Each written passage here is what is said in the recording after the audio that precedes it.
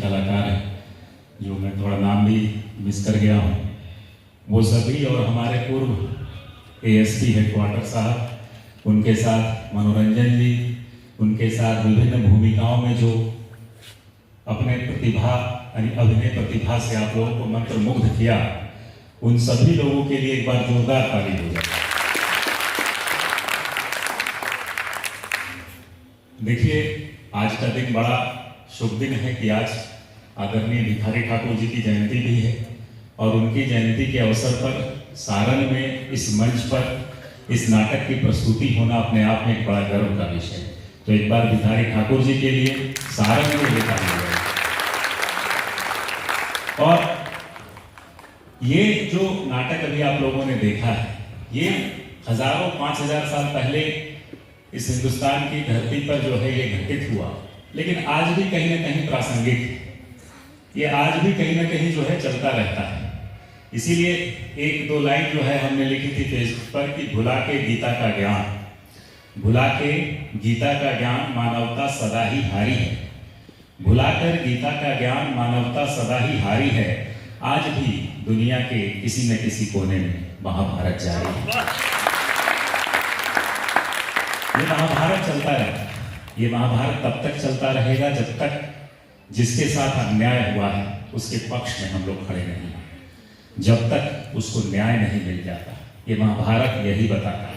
और यहाँ पर आपने जिन पात्रों के बारे में देखा, वो तो अपने आप में जो वंचित समाज है उसका प्रतिनिधित्व करते हैं। जो कर्ण की भूमिका थी उसको बहुत अच्छे तरीके से मनोरंजन जी ने बहुत अच्छे तरीके से निभाया उसको।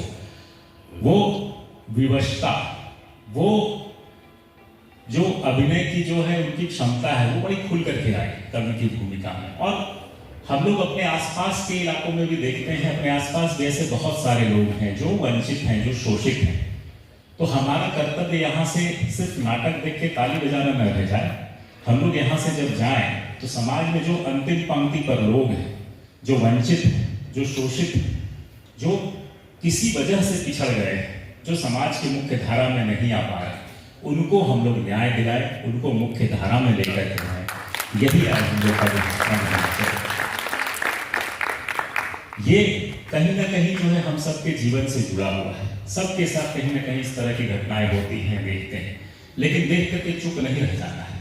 यहाँ से आवाज देना भी है और इसीलिए प्रोग्राम हम लोग का चलता है आवाज को, जिसके बारे में जो है अमित जी ने बहुत अच्छा प्ले बनाया हुआ है। वो भी हम लोग बहुत जल्दी शॉर्ट रिलीज करेंगे।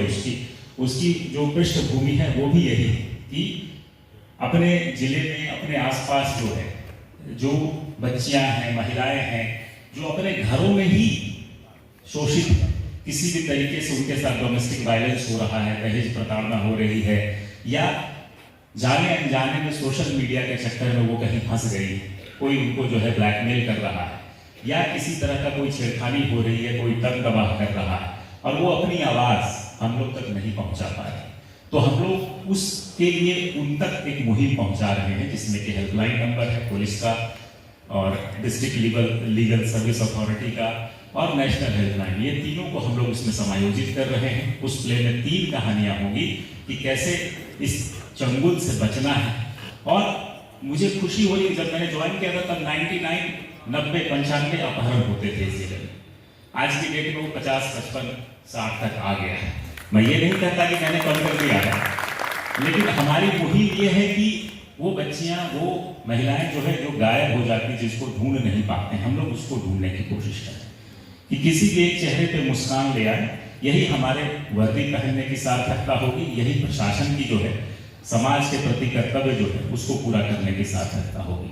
तो हम लोग उसको लेकर के आगे बढ़े हैं। आप लोग का सहयोग मिलेगा तो हम लोग बहुत अच्छे तरीके से इस मुहिम को और अपराध नियंत्रण को लेकर के लगातार जो कार्रवाइयाँ हो रही है उसको हम लोग आगे बढ़ाते रहेंगे।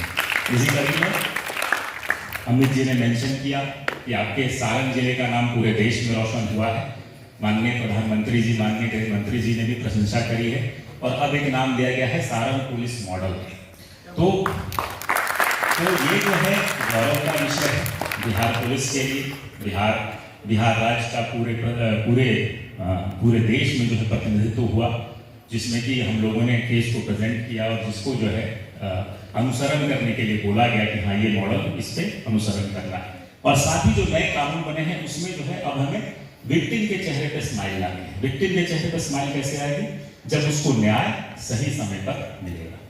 न्याय मिलता है, ऐसा नहीं कि न्याय नहीं मिलता है, लेकिन तारीख पे तारीख होती है। उस तारीख पे तारीख को हमें रोकना है और उसको रोकने के लिए जो हम लोग प्रयास कर रहे हैं साइंटिफिक तरीके से अनुसंधान करके, फॉरेंसिक लैब का उसमें हेल्प लेकर के और स्पीडी ट्रायल चलवा करके, तो इन सब बिंदुओं पर हम लोग लगातार प्रयास कर रहे हैं। जिलेवासियों का सहयोग चाहिए हमें, और हम लोग जो इन बिंदुओं के माध्यम से और थोड़ी सी सोशल पुलिसिंग, जैसे ही आवाज दो मुहिम है, ये जो है प्रिवेंटिव पुलिसिंग का एक जरिया है, जिसमें कि हम लोग चाहते हैं कि अपराध होने से पहले हम लोग उसको रोक सकें, ताकि किसी का घर नहीं बिखरे, किसी के जो क्या कहते हैं बेटे बच्चे हैं बच्चियां हैं वो इस तरह से गायब ना हो जाए। पुलिस का काम आसान हो और हम लोग उन्हें शिक्षित कर सकें, उन्हें मजबूत सशक्त कर सकें, ताकि इस तरह की घटनाएं नहीं हो।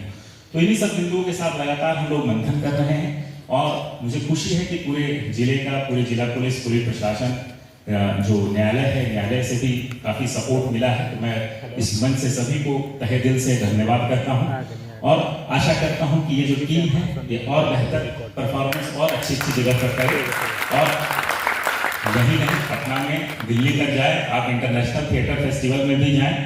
हमारी बहुत बहुत शुभकामनाएं हैं। हम लोग अपने अपने स्तर से आप लोग को सहयोग देते रहे हैं, देते रहेंगे। बहुत बहुत शुक्रिया।